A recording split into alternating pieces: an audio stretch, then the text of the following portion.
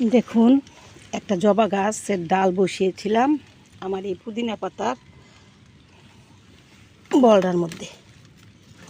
এখন দেখুন গাছটা মাশাআল্লাহ কত বড় হয়ে গেছে। এখন এই গাছটা এখান থেকে তুলে একটা টবে বসিয়ে দেব।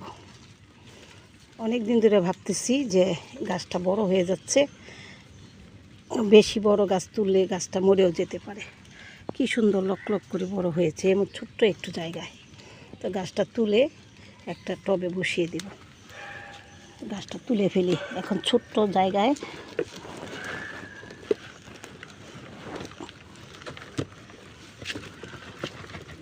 শিকড় অনেক দূর চলে গেছে।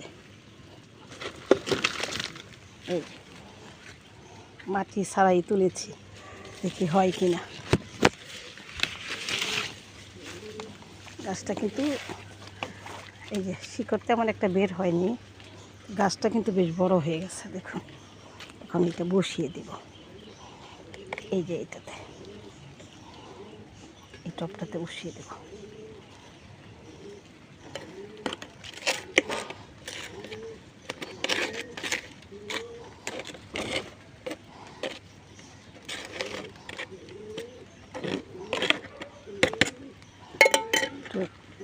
চেপে দেই, মাটি আরেকটু দিতে হবে।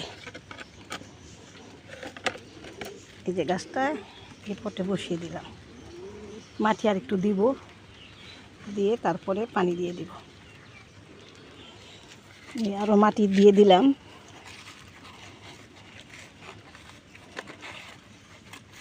এখন এটা ভরে পানি দিয়ে দিব।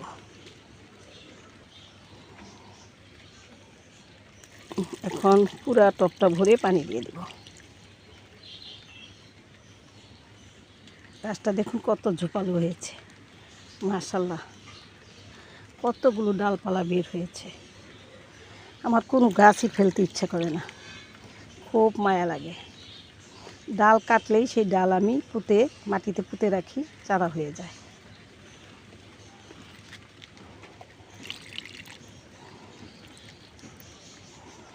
তো এখন গাছটাকে আমি একটু ছায়াতে রেখে দিব। যে গাছটা এখন ছায়াতে এনে রেখে দিয়েছি। একটা জিনিস মনে রাখবেন, যে কোনো গাছ যখন আপনারা নতুন করে রিপোর্ট করবেন বা বসাবেন, সেই গাছটা প্রথমেই বসিয়ে পানি দিয়ে 1 সপ্তাহ মতো ছায়াতে রেখে দিবেন।